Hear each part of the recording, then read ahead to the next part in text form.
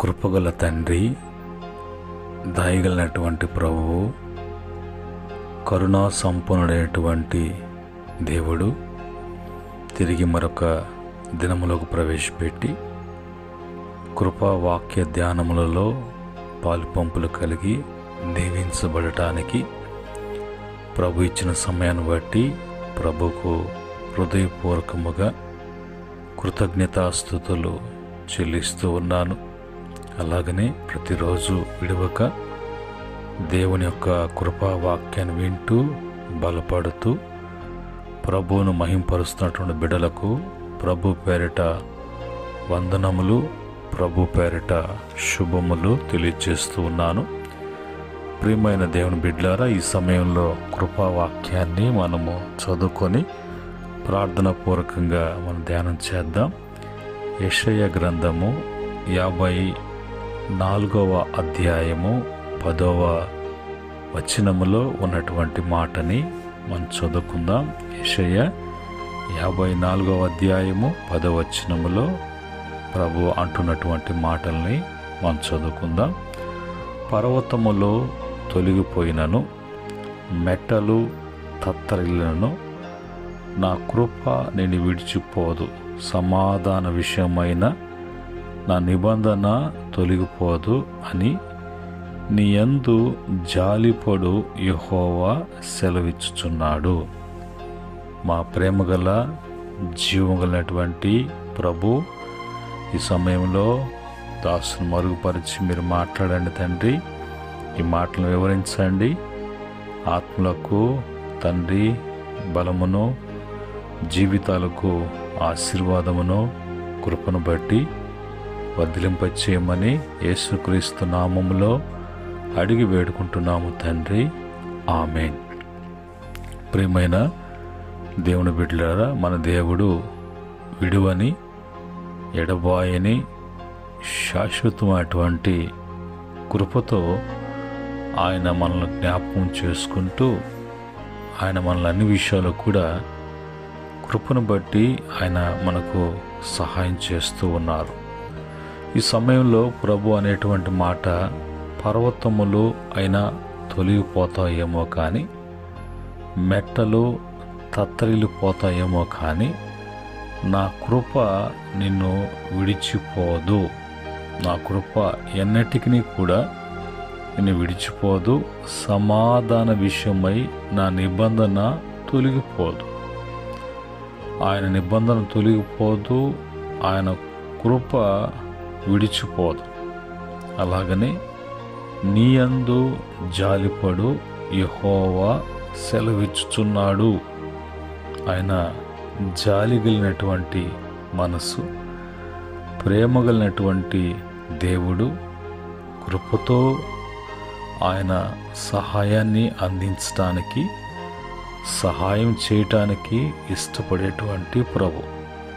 కనుక ఈరోజు కృపను గురించి మనము ఆలోచన చేసినప్పుడు దయ, కరుణ, కనికరము, కటాక్షము, అనుగ్రహము అనేవి కృపలో దాగి ఉన్నటువంటి అర్థాలు. మరి కృప అంటే ఎవరి యోగ్యతను చూడకుండా ప్రేమతో, దయతో సహాయము చేయట. ప్రత్యేకంగా బైబిల్ సందర్భాలలో దేవుడు మనకు అర్హత లేకపోయినా మరి చూపించేటువంటి అపారమైనటువంటి అనుగ్రహమే కృప. ఈ కృపతో ప్రభు ఆయన మనల్ని జ్ఞాపకం చేసుకుంటూ, ఆయన కృపను బట్టి ప్రభు మన జీవితాలలో మేలు చేయటానికి ప్రభు ఇష్టపడుతున్నారు. దేవుని యొక్క పరిశుద్ధమైనటువంటి లేఖనములలో కృపను గురించి ఏమని వ్రాయబడి ఉన్నది అని మనము వాక్యాన్ని యొద్దకు వెళ్ళినప్పుడు వాక్యం ద్వారా మనము తెలుసుకుంటున్నటువంటి విషయాలు ఏంటి అంటే, యెషయా గ్రంథము 54వ అధ్యాయము 8వ వచనములో, మహోద్రేకము కలిగి నిమిషం మాత్రము నీకు విముఖుడనైతిని, నిత్యమైన కృపతో నీకు వాత్సల్యము చూపించుచు అవి అని నా విమోచకుడు యెహోవా సెలవిచ్చుచున్నాడు. ఇప్పుడు మరి ఆయన కోపము వచ్చినప్పుడు, మహోద్రేకము కలిగినప్పుడు నిమిషం మాత్రమే నేను విడిచిపెట్టాను, కానీ నిత్యమైన కృపతో నీకు వాత్సల్యము చూపించుదును అని నా విమోచకుడైనటువంటి యెహోవా సెలవిచ్చుచున్నాడు. కనుక ఇందును బట్టి ప్రభు ఆయన ఎన్నడూ కూడా విడిచిపెట్టేటువంటి దేవుడు కాదు. ఒక నిమిషం పాటు ఒకవేళ ఆయన కోపడినా ఆయన దయ కానీ కృప కానీ ఆయుష్కాలమంతా కూడా మనకు అన్ని విషయాలలో కూడా సహాయం చేయటానికి చూపించేటువంటి నిత్యమైనటువంటి కృప ప్రభు మన పట్ల చూపిస్తూ ఉన్నారు. రెండవదిగా ప్రభు చెప్పేటువంటి మాట ఏంటంటే యెషయా గ్రంథము 55వ అధ్యాయము 3వ వచనములో, చెవియొగ్గి నా యొద్దకు రండి, మీరు వినిన ఎడల మీరు బ్రతుకుదురు, నేను మీతో నిత్య నిబంధన చేసేదను, దావీదుకు చూపించిన శాశ్వత కృపను మీకు చూపించుదును. అలాగ ప్రభు చూపించాలి అనంటే ప్రభు పిలుస్తున్నప్పుడు, ప్రభు మాట్లాడుతున్నప్పుడు ఆ మాటలకు చెవి ఎగ్గేటువంటి వారుగా ఉన్నప్పుడు ఆ మాటలు మనల్ని బ్రతికింప చేయటానికి, అలాగనే దావీదు బ్రతికింప చేయటమే కాకుండా నిత్య నిబంధన మనతో చేసుకుంటాను, మనతో చేస్తాను అని ప్రభు అంటున్నారు. అలాగనే దావీదుకి ఏ విధంగా అయితే నేను కృప చూపించానో ఆ శాశ్వత కృప మీకు చూపించాలంటే మీరు చెవియొగ్గి మరి నా యొద్దకు రండి, నేను చెప్పేటి మాటలు వినండి. ఆ మాటలు జీవము కలిగినటువంటి మాటలు, అవి నిన్ను జీవింపచేస్తాయి.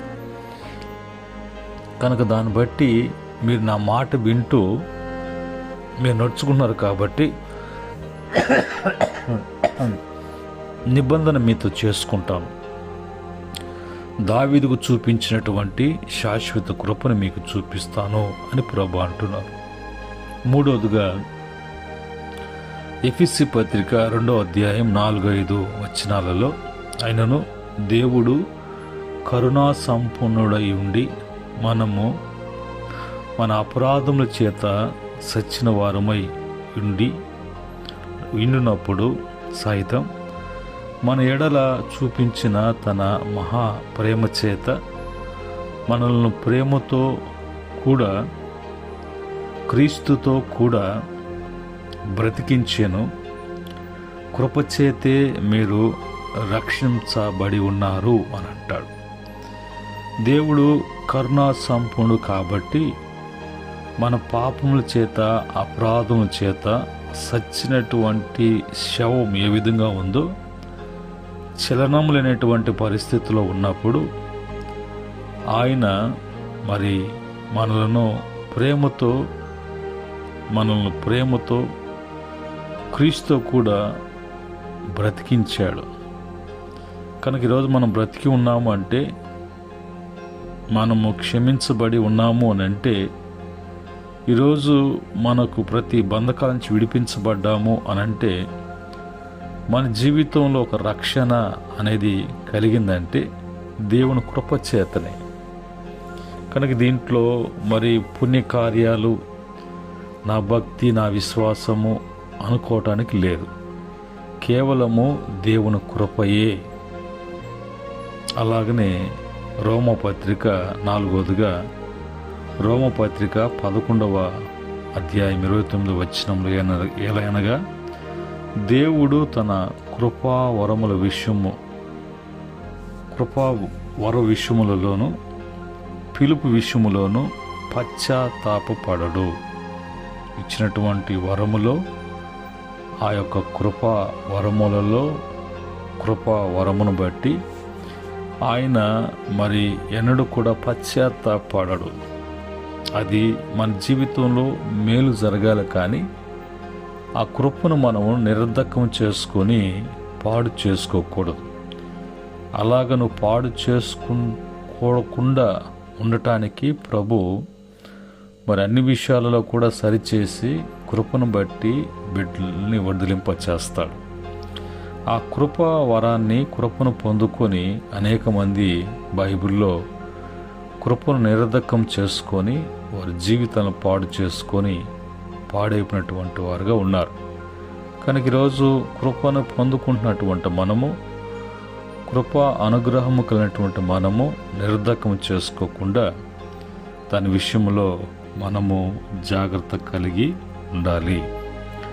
5వదిగా కీర్తన 89వ కీర్తన 33-34లో, కానీ నా కృపను అతనికి బొత్తిగా ఎడమ చేయను, అబద్ధికుడువై నా విశ్వసత్యను విడువను, నా నిబంధనను నేను రద్దుపరచను, నా పెదవుల గుండా బయలు వెళ్ళిన మాటను మార్చను. ఆయన అబద్ధికుడుగా ఆయన తన విశ్వసత్యను విడువడు, ఆయన కృపను బొత్తిగా దూరపరచడు, ఆయన నిబంధనను రద్దు చేసేటువంటి వాడు కాదు. ఒకసారి ప్రభు తన నోట గుండా మరి పెదవుల గుండా వచ్చినటువంటి మాటను ఆయన మార్చి ఇంకొక విధంగా ఆయన చేయడు. ఆయన మాటలు ఇప్పుడు కూడా మరి పుటము వేయబడినటువంటి మాటలుగా మరి ఉన్నటువంటి మాటలు. కనుక ఇందును బట్టి మన జీవితాలలో మరి కృపను గురించి తెలుసుకున్నాం. కృప ఎలాంటి కృప దేవుడు చూపిస్తున్నాడో, ఆ కృపలో మనము ఎలాగా స్థిరపరచబడుతున్నామో, ఆ కృపనులోకి రావటానికి కరుణా సంపన్నుడు ఏ విధంగా మనము మరి కృపలో నుంచి కృపకు రావటానికి, పాపం నుంచి బయటపడటానికి ఆయన మరి క్రీస్తు యేసుతో కూడా జ్ఞాపకం చేసుకున్న విషయము, ఆయన ఇచ్చినటువంటి కృప విషయంలో పశ్చాత్తాపడేటువంటి వాడు కాకుండా ఆ కృప ప్రయోజనకరంగా ఉండటానికి, కనుక ఆయన కృపను నిరర్ధకం చేయడు.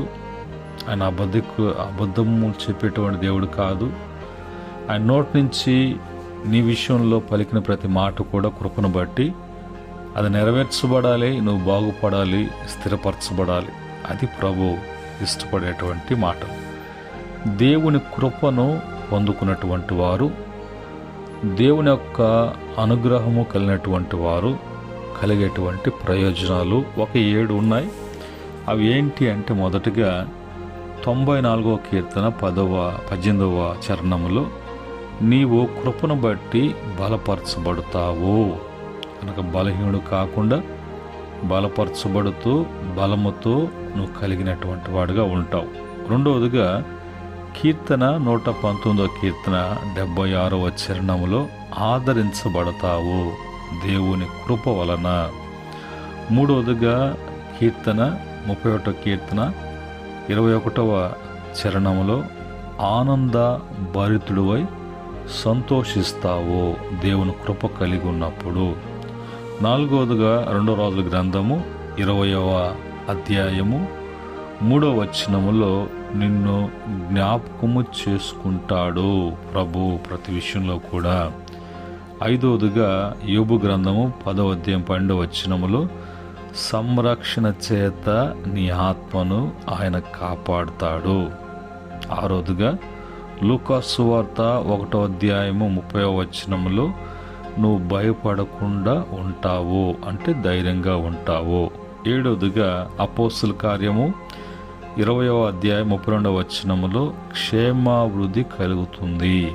ఇవన్నీ కూడా ఈ 7 మాటలు, 7 అనుభవాలు దేవుని కృప అనుగ్రహము ఎవరికైతే కలుగుతుందో, దేవుని కృపను ఎవరు పొందుకుంటారో దేవుడు కృపను ఎవరికి ఇస్తారో ఆ కృప కలిగినటువంటి వారు, కృపలో ఉన్నటువంటి వారికి ఈ 7 ప్రయోజనాలు వాళ్ళకి తప్పక కలుగుతాయి. ప్రభువే ఆ యొక్క కార్యాలు జరిగించువాడు. అలాగనే బైబిల్లో దేవుని కృపను పొందుకున్నటువంటి వారు నోవాహు, మోషే, డేవిడ్, ఎస్తేరు, అలాగనే మరి మరియా, కన్యక అయినటువంటి మరియా, అపోస్తలుడైనటువంటి పౌలు,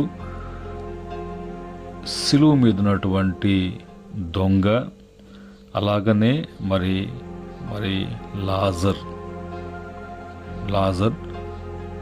మరి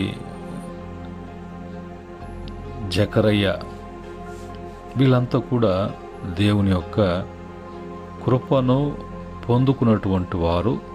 దేవుని కృపను బట్టి వాళ్ళ కుటుంబాలు, వాళ్ళ ప్రాంతాలన్నీ కూడా మరి ఆస్వాదించబడ్డాయి.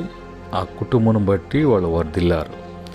ఈ ఉదయకాలం మందు ప్రియమైన దేవుని బిడ్డలారా, 90వ కీర్తన 14వ చరణంలో భక్తుడు అంటాడు, ఆ కృప దొరికేటువంటి సమయము వేకువనే ఆయన యొక్క సన్నిధిలో, పాద సన్నిధిలో ఎవరైతే మెలకుగా ఉండి మరి ప్రభుకు ప్రార్థన చేస్తూ ఉంటారో, వేకువనే మరి ప్రభు వైపు చూస్తారో ప్రార్థనా సహవాసం ద్వారా, అప్పుడు వారికి కృపతో నింపి తమ దినమే కాకుండా తమ దినములన్నింటిని కూడా వారు కృపను బట్టి ఆనందభరితులు కావటానికి, సంతోష ఉల్లాసములతో బిడలు ఆ దినాన్ని గడపటానికి ఇచ్చేటువంటి కృప, దొరికేటువంటి సమయం అది. కనుక ఈ మాటలను బట్టి మనమంతా కూడా అలాగ కలిగి ఉండటానికి, అలాగ ఉండటానికి, అలాగ మేలు పొందుకోవటానికి ప్రభు యొక్క సహాయము ప్రతి బిడ్డకు కూడా అందించబడునుగాక. ఆమెన్. కృపగల తండ్రి, పరిశుద్ధుడా, మీకు వందనాలు. ఉదయకాలమందు మీ యొక్క పవిత్రమైనటువంటి లేఖనాల నుంచి మీరు వాగ్దానంతో కూడినటువంటి మాటగా పలికినటువంటి పర్వతములు తొలగిపోయినను, మెట్లు తత్తలను, నా కృప ఎన్నడూ కూడా విడిచిపోదు మాటను బట్టి కృపను గురించి మీరు వివరించి మాట్లాడారు. కృప వలన ప్రయోజనాల గురించి మీరు చెప్పారు. కృపను పొందుకొని బాగుపడినటువంటి వారిని కూడా మీరు చూపించారు. ఈ మాటలు వింటున్న బిడ్డలకు, వారి జీవితాలకు కూడా వాళ్ళ సాహస కార్యాలు, వాళ్ళ యొక్క భక్తి, వాళ్ళ యొక్క విశ్వాసము, వాళ్ళ యొక్క పుణ్యకార్యాలు అని సాంప్రదాయాలను లేనిపోయినటువంటి వాటిని కల్పించుకొని వాటిని బట్టి వాళ్ళు ప్రభా మరి వాళ్ళ యొక్క మార్గాలు నుంచి తొలగిపోకుండా, అవిశ్వాసులుగా దిగజారిపోకుండా బిడ్డలందరూ కూడా బలపడటానికి ప్రభు బిడ్డల జీవితాలలో కృపను గురించి తెలుసుకొని ఆ కృపలో నిలిచినటువంటి వారుగా, కృపలో తండ్రి బిడ్డలు వర్ధిల్లేటట్లుగా సహాయం చేయమని, ఇటు కృప యేసుక్రీస్తు ద్వారా ప్రతి బిడ్డ కూడా అనుగ్రహించమని యేసు నామములు అడిగి వేడుకుంటున్నాము తండ్రి. ఆమెన్. పరమ తండ్రి దేవుని యొక్క ప్రేమ, రక్షకుడైనటువంటి యేసుక్రీస్తు కృప, పరిశుద్ధాత్మ యొక్క సహవాసం ఈ మాటలు వింటూ అనుసరిస్తున్న బిడ్డలకును, సకల పరిశుద్ధులకును, ఆయన దాసులకును సదా తోడై ఉండి నడిపించునుగాక. ఆమెన్. దేవుడు మిమ్ములను, మీ కుటుంబాలను అన్ని విషయాల్లో కూడా కృపను బట్టి వర్ధిలింపచేయునుగాక. ఆమెన్.